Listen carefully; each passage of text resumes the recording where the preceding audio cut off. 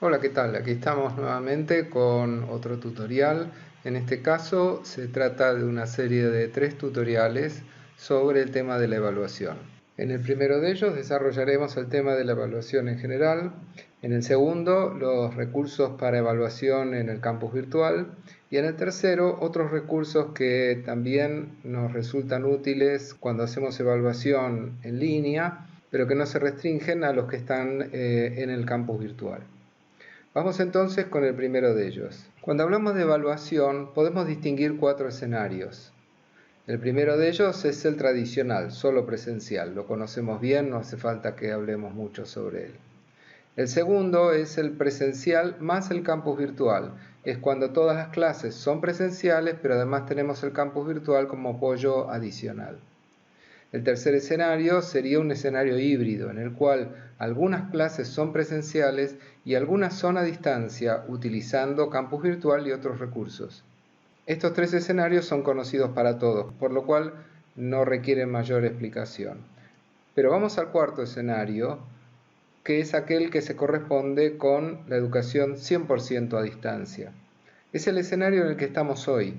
Cuando hablamos de educación a distancia, normalmente se trata de algo planificado. Es algo que se prevé, se organiza, se hace formación, se hace todo lo necesario para llegar a ese momento con la adecuada preparación. Pero hoy estamos en un escenario no planificado, porque a consecuencia de la emergencia sanitaria, hemos tenido todos que empezar a utilizar prácticamente de la noche para la mañana los recursos en línea, el campus virtual y otros que están disponibles en diferentes medios. Por eso hoy nos vamos a referir en particular a este escenario, al escenario en el cual nos encontramos hoy en día. Y a propósito de esta situación inesperada, vale la pena recordar 2 frases bastante conocidas. Una es esta: si la vida te da limones, hacete una limonada. Y la otra es una que corresponde o que fue aparentemente por primera vez utilizada en una comedia escrita allá por el siglo XVII en España, que se llamaba No hay mal que por bien no venga. ¿Por qué digo esto? Porque el tema de la educación a distancia ha sido un tema que se ha venido desarrollando durante muchos años, pero quizás esta sea la oportunidad en la cual podamos empezar a utilizarlo y a darle el valor y la utilidad que realmente tiene. Entonces lo primero que nos viene a la mente son algunas preguntas en este escenario imprevisto. ¿Cómo enseño? ¿Trato de reproducir lo que hacía en el aula? ¿Cómo aprenden mis alumnos? ¿Leyendo materiales y haciendo ejercicios por su cuenta? Y por último, ¿cómo evalúo? ¿Con exámenes? Y si son exámenes, ¿cómo evito que se copien? Entonces yo planteo, ¿por qué no cambiamos las preguntas? Si cambiamos las preguntas, podríamos decir, ¿qué quiero que los estudiantes aprendan? ¿Qué actividades pueden hacer para aprender? ¿Son los exámenes el único método válido para evaluar? Y estas preguntas son absolutamente pertinentes y tienen mucho que ver con algo de lo que estamos hablando mucho en los últimos tiempos, que es el aprendizaje centrado en el estudiante. Como ustedes pueden ver, estas preguntas hacen referencia al estudiante como centro del proceso del aprendizaje y además también nos hacen una pregunta muy importante, que es sobre cómo vamos a evaluar los aprendizajes de esos estudiantes. Analicemos entonces algunas respuestas posibles. A la primera pregunta de cómo enseño, la respuesta es que no se trata de reproducir lo que hacemos en el aula. Estamos en un entorno distinto y por lo tanto hay que pensar las actividades de una manera distinta. En cuanto a cómo aprenden los alumnos, podemos decir que se presentan nuevas oportunidades de aprendizaje. Las podemos ver como una dificultad o las podemos ver como una oportunidad para cambiar las formas en las cuales enseñamos y aprenden nuestros alumnos. Por último, ¿cómo evalúo? Ver la evaluación como parte del proceso de aprendizaje. Y esto es quizás uno de los aspectos más importantes cuando hablamos de evaluación. Tratar de entender que la evaluación no es algo que ocurre al final del proceso de aprendizaje, sino que es parte del proceso de aprendizaje. Vamos a ver entonces los diferentes tipos de evaluación que tenemos. En primer lugar tenemos lo que se llama la evaluación sumativa. Es la tradicional, la que se toma al final de un periodo, un cuatrimestre, un semestre, un año, y que en general demanda de los alumnos que repliquen parte de lo que han aprendido durante el curso. En muchos casos, nada más que conocimientos. No se evalúan allí habilidades, no se evalúan allí actitudes y otras cuestiones que hacen al desarrollo de un aprendizaje completo. Después podemos hablar del tipo de evaluación formativa, mucho más interesante a la hora de evaluar realmente cuáles fueron los aprendizajes de los estudiantes. La evaluación formativa es, por definición, continua. Continua no quiere decir que estemos evaluando todos los días, pero hay un proceso que se va desarrollando a lo largo del ciclo lectivo o del curso que estemos desarrollando. Y tiene diferentes elementos de evaluación. Lo vamos a desarrollar un poquito más adelante. Y por último, y no por eso menos importante, está también la evaluación propia de los estudiantes y la de sus pares. La autoevaluación y la coevaluación, que en general usamos muy poco, pero que realmente es muy valiosa. ¿De qué se trata entonces? ¿De dejar de lado la evaluación sumativa? No, lo que estamos diciendo es que agreguemos además evaluación formativa y si es posible también la evaluación propia y de pares. Y acá aparece esta pregunta que es muy importante. ¿Es lo mismo evaluar que calificar? Yo les propongo un ejercicio ahora. Les voy a pedir que detengan este video, piensen un ratito cuál sería su respuesta a esta pregunta y la anoten en un papel. Cuando hayan terminado de hacer esa tarea, vuelvan a poner el video y sigan acompañándome en este tutorial. ¿Ya está? ¿Ya lo hicieron? Lamentablemente, en esta ocasión no puedo saber qué es lo que escribieron ustedes. Si quieren me lo pueden enviar por mail con mucho gusto. Pero vamos a desarrollar un poquito este tema un poco más en detalle. Y vamos a ver si lo que ustedes han escrito está en línea o se aproxima a lo que vamos a proponer a continuación. La evaluación y la calificación tienen algunas cosas que son muy diferentes y algunas que comparten. La evaluación es continua, como lo dije antes. La evaluación tiene que ser positiva porque sirve para la mejora. La evaluación es, por definición, un proceso de mejora. Le tiene que servir al estudiante para saber qué está haciendo bien y qué tiene que mejorar. Es individualizada. Cada estudiante es un individuo con sus características y, por lo tanto, debe tener una evaluación personalizada.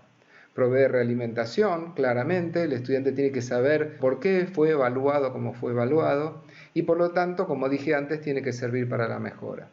La calificación, en cambio, clausura, le dice si aprobó o no aprobó, le pone una nota, le pone una calificación.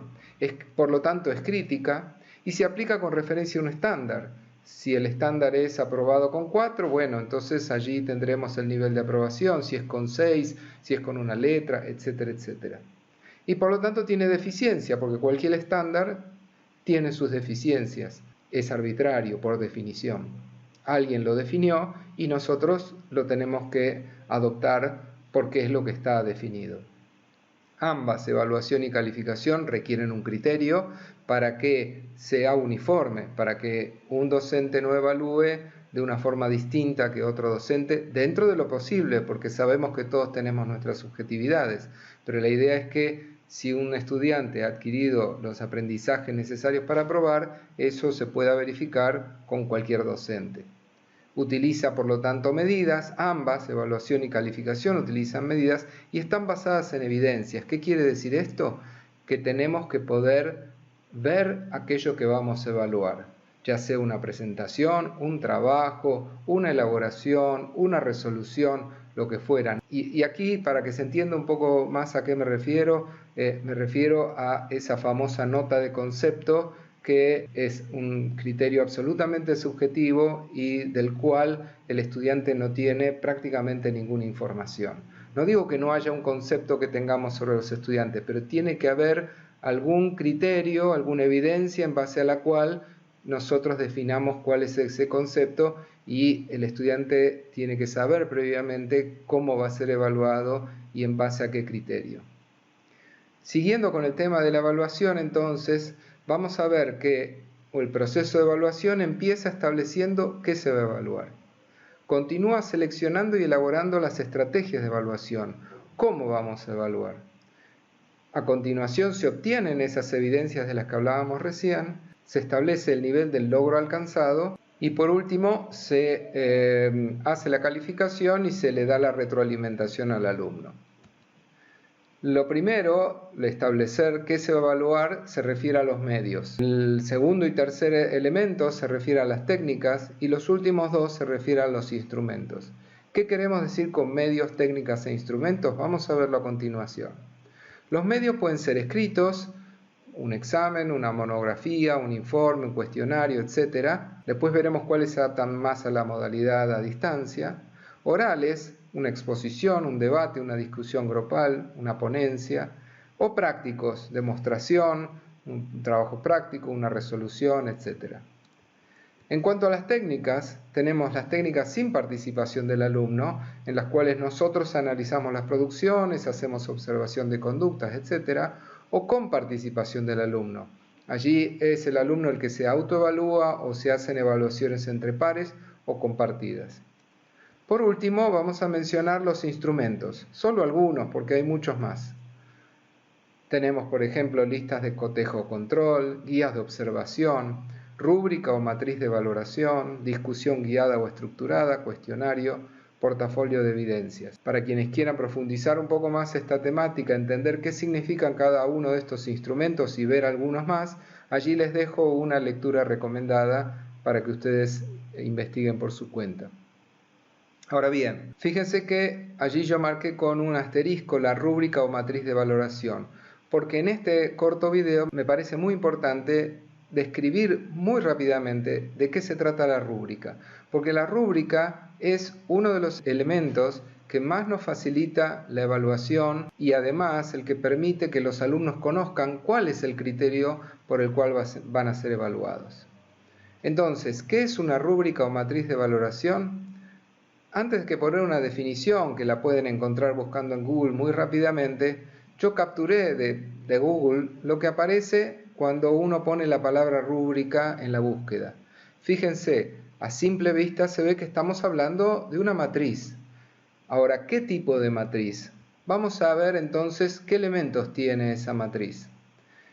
Tiene, en principio, qué es lo que voy a evaluar, cuál es el resultado de aprendizaje o ese logro clave que yo estoy o voy a evaluar. Ahí tenemos que definir cuáles son los aspectos que vamos a evaluar. Por ejemplo, si se trata de una presentación oral, si se trata de una presentación escrita, si se trata de un trabajo, si vamos a evaluar el comportamiento, si vamos a evaluar la calidad de la producción, etcétera, etcétera. Y lo que vamos a poner en las columnas son los grados o niveles de ejecución. Pero para que se entienda mejor, vamos a ver un ejemplo. Este es un ejemplo de una rúbrica para evaluar la exposición de un tema en forma oral. Entonces los aspectos a evaluar son conocimiento del tema y aquí se ven los diferentes criterios con los cuales se va a evaluar. Es importante que estén bien descritos porque eso nos va a servir a nosotros para hacer una evaluación correcta y les va a servir a los estudiantes para saber qué tienen que hacer para poder desempeñarse satisfactoriamente en ese rubro en particular. Los números que están aquí arriba pueden o no representar notas o pueden representar un número que en una instancia posterior se conviertan en una nota definitiva. Si seguimos, aquí tenemos otro ejemplo donde el criterio es la frecuencia. Entonces, aquí están los aspectos a evaluar, la descripción, a qué se refiere ese aspecto y la evaluación en función de la frecuencia con la que ocurre esto. Claro, hay muchas posibilidades y es muy corto este tiempo para poder explicarlas todas.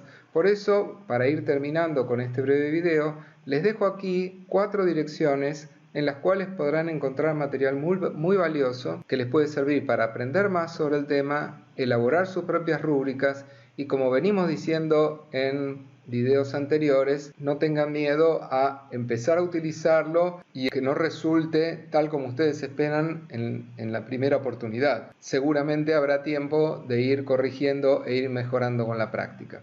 En próximos videos, entonces, tal como había anticipado al principio, vamos a ver los elementos disponibles o algunos de los elementos disponibles en el campus virtual para la evaluación, y también en el tercer video algunos otros recursos disponibles en Internet que también nos pueden ayudar a realizar evaluaciones en el entorno virtual. Gracias y hasta el próximo video.